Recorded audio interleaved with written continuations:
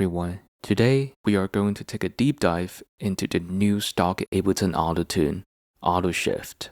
Not only is it a powerful autotune that is comparable to lots of major autotune VSTs out there, it is also a robust harmonizer which allows live MIDI input that, in my opinion, revitalizes another device that's often overlooked, Ableton resonators.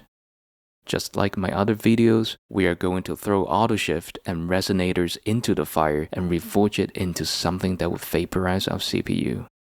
Introducing Sonic Genome Reharmonizer, aka we got retune and pitch map at home. By combining AUTO SHIFT and resonators, this device is able to reharmonize any atonal or dissonant sounds, enhancing harmonics of our choosing that are tonal to fit into any musical context we desire. For example, in the music intro you heard earlier, I reharmonized harsh and noisy sound effects and turned them into gritty synth chords.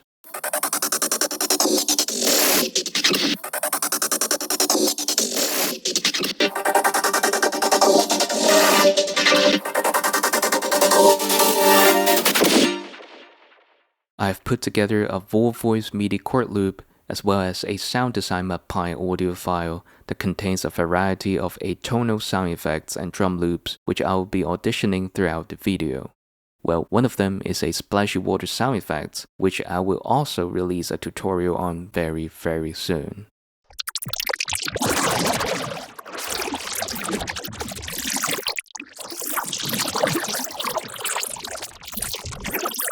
As per usual, link to the MIDI clip and WAV file is down in the description.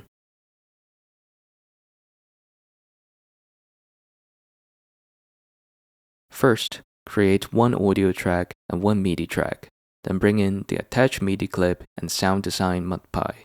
You can definitely write your own chords, but note that the amount of voices in your chords may affect the number of voices needed for each AUTO SHIFT. So, to keep things simple, I really suggest sticking with 4 voices or less for the time being.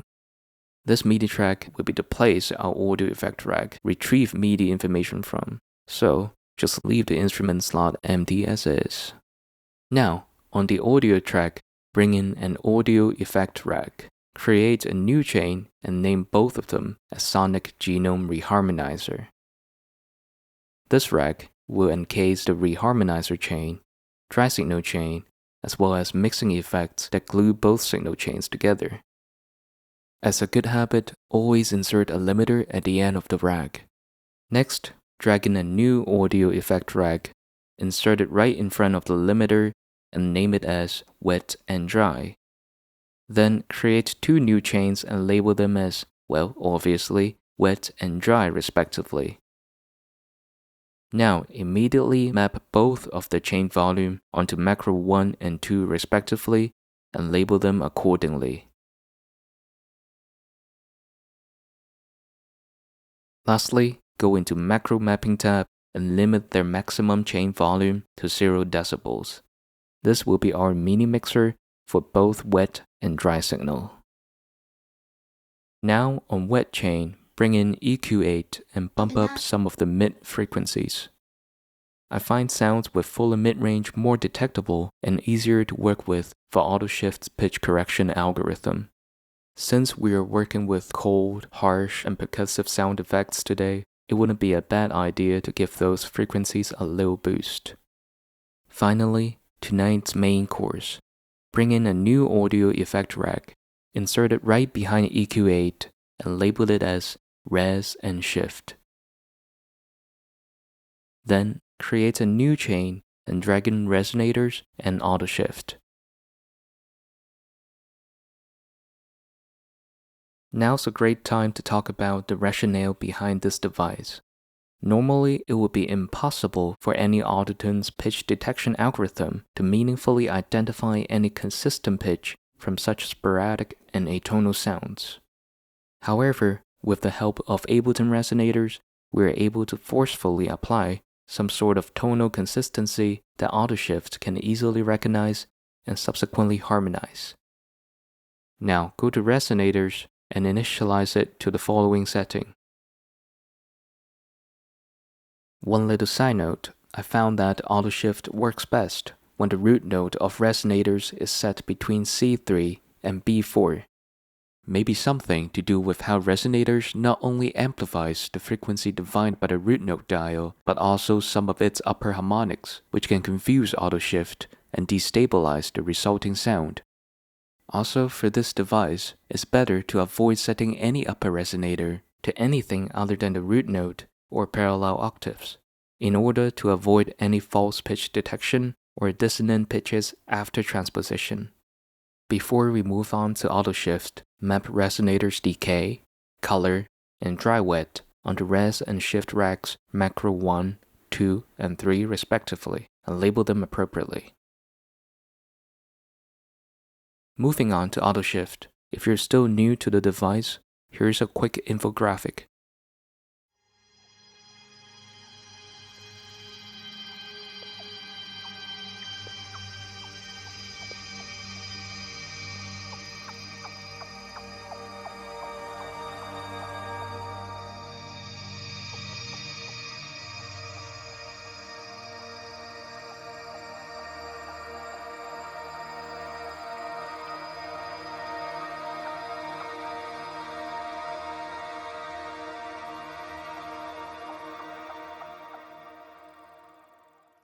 To set it up, simply open the MIDI input panel and toggle MIDI on.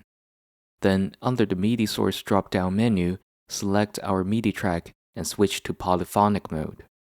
As for voice count, like I mentioned earlier, leave it at default 4 voices. Lastly, turn down the gain by 6 decibels. This is due to the fact that auto shift duplicates the input signal for each extra voice used in polyphonic mode, which means the level can stack up really rapidly if we are not careful about it. It's also very important we gain stage after resonators. If we lower the volume prior to our signal could get to resonators, we may run the risk of not triggering resonators properly. Finally, map attack time, release time, form and follow, and vibrato onto macro 4, 5, 6, and 7 respectively, and label them appropriately.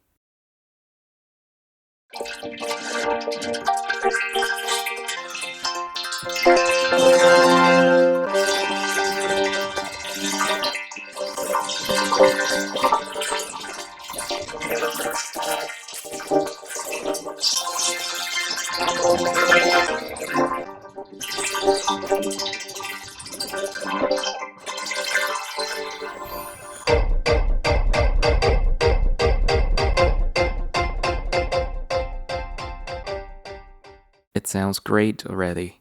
However, what if we make it fuller?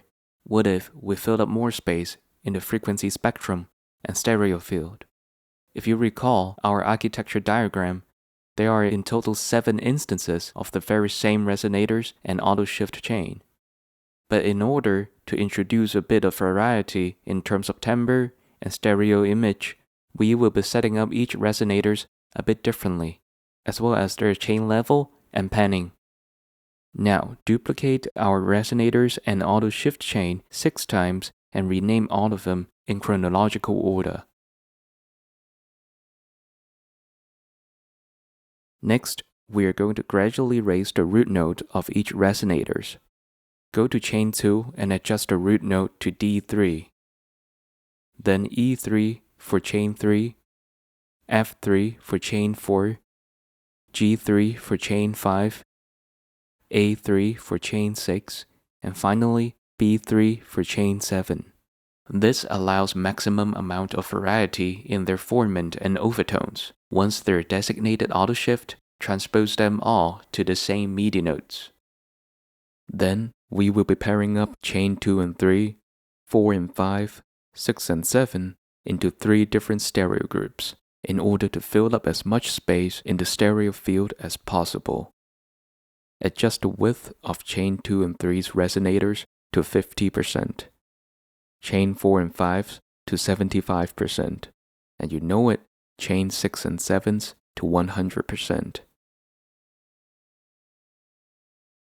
Next, configure their panning and levels to the following setting.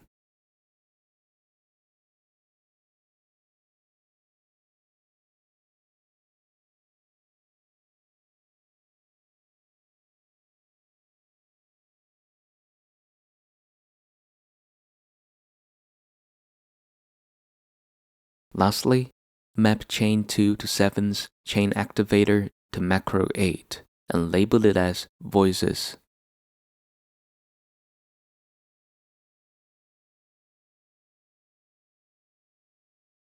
Then navigate to Macro Mapping tab and adjust the minimum and maximum value to the following.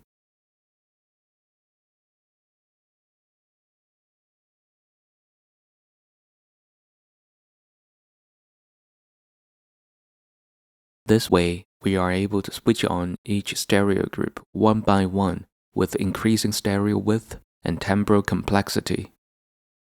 Now, migrate all the macros we created on res and shift rack onto wet and dry rack.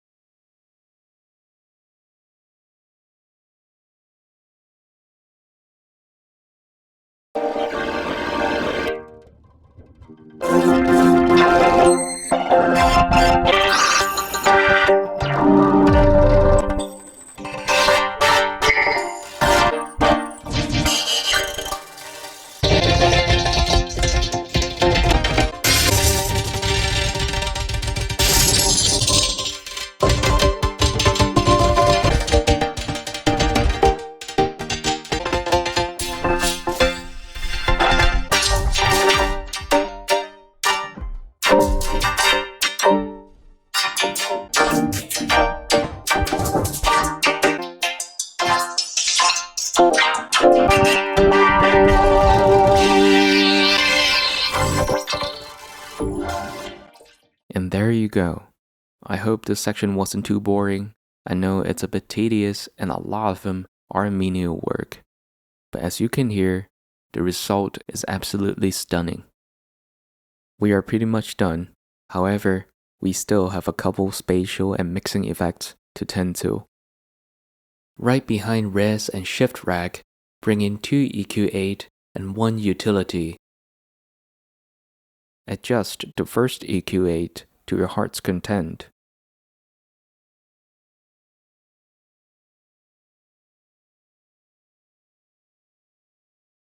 Then, in the second EQ8, switch off band 2, 3, and 4. Then switch on band 8 and change band 1 to a high-pass filter. We are going to utilize this EQ8 as both a high-pass and low-pass filter in case we ever want to scrape off any unwanted frequencies. Now, map band 1 and 8's cutoff frequencies to macro 11 and 12 respectively, and label them appropriately.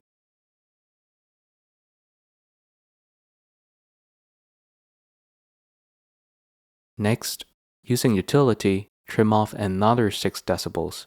As we are going to mix the dry signal back in, we must make space for it. Now, to spatial processings and dynamics. Between wet and dry rack and limiter, insert echo, hybrid reverb, OTT, and saturator.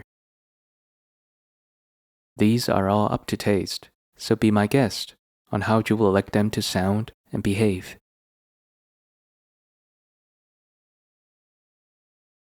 Finally, go back to our sonic genome reharmonizer rack. Increase the amount of visible macro to maximum 16, and migrate every macro on wet and dry rack to macro 1 to 12.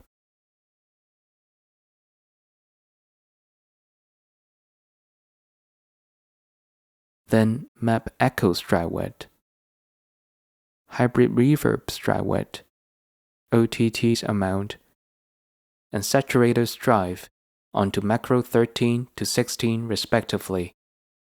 Label them accordingly and adjust any of the minimum and maximum macro mapping amount if you so wish to.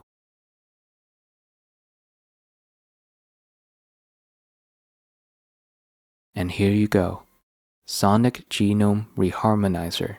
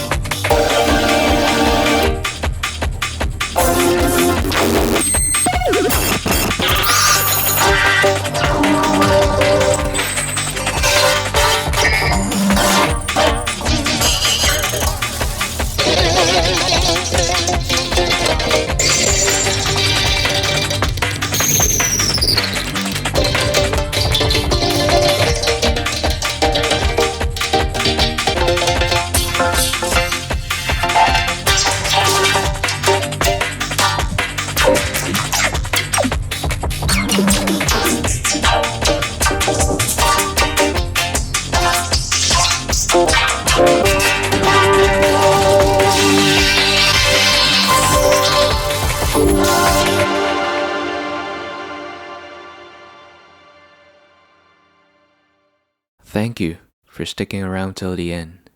I hope you find this useful, and I hope I inspired you to experiment on devices that you may or may not have messed around with a whole lot. I want to say I'm extremely grateful for all the love and support as well as criticisms shown to my last 2 videos. It has been a great pleasure sharing things I learned through the years from different nooks and crannies. I hope I made it less scary for you to explore new ways in making wacky bleep bloops, and hopefully I'll be able to keep paying it forward in the future. Thank you. I will see you again very, very soon.